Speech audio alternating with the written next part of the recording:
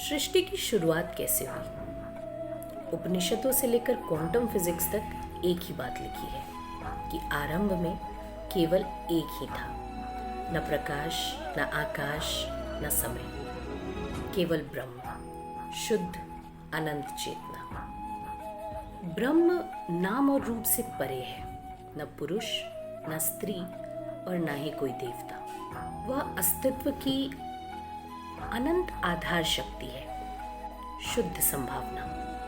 आधुनिक विज्ञान भी अदृश्य क्वांटम फील्ड्स की बात करता है कि हर चीज के पीछे एक अदृश्य शक्ति है।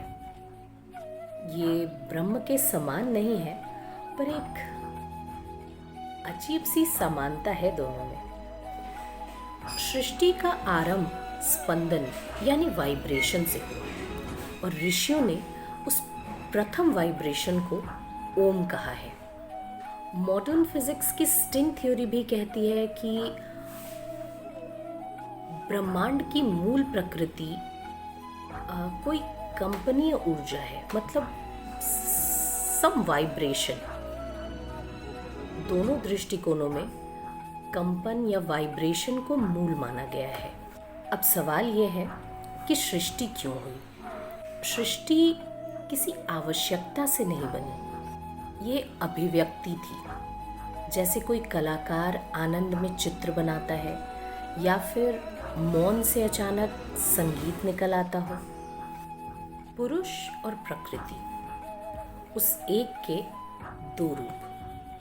पुरुष यानी चेतना या देखने वाला, और प्रकृति यानी पदार्थ और प्रकृति यानी जिसे देखा जा सकता है। क्वांटम फिजिक्स में भी ऑब्जर्वर्स इफेक्ट की बात होती है, जिसमें ऐसा कहा जाता है कि परीक्षण परिणामों को प्रभावित कर सकता है।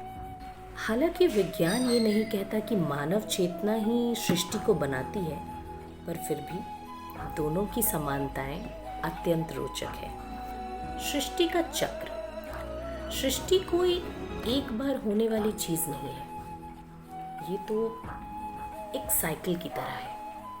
पहले सृजन यानी ब्रह्मा, फिर पालन यानी विष्णु, और अंत में संहार यानी शिव। और फिर यह चक्र पुनः पुनः ऐसे ही चलता रहता है। कुछ आधुनिक वैज्ञानिक सिद्धांत भी साइक्लिक यूनिवर्स पर विचार करते हैं।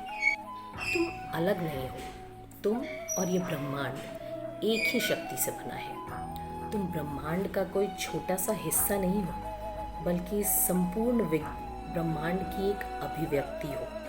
आत्मा अनंत है, तुम केवल कोई शरीर या विचार नहीं हो, तुम वह शांत साक्षी हो जो सब कुछ देखता है, यानी ब्रह्म। ब्रह्म यानी आत्मा। जैसे अहम ब्रह्मास्मि, देखने वाला ही वास्तविकता को आकार देता है।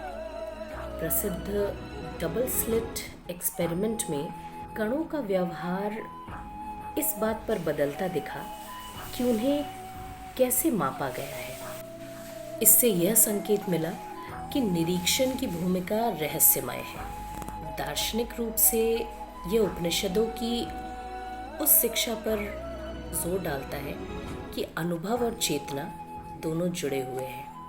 क्वांटम फिजिक्स कहती है कि एक अदृश्य ऊर्जा क्षेत्र से सब कुछ उत्पन्न होता है।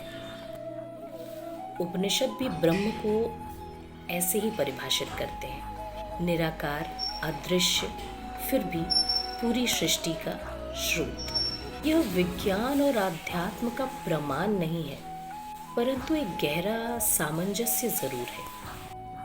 क्या आपने कभी देखा है कि क्रोध, दुख या भय के बीच भी भीतर कोई शांत साक्षी मौजूद होता है? वही आप हैं, आपकी आत्मा।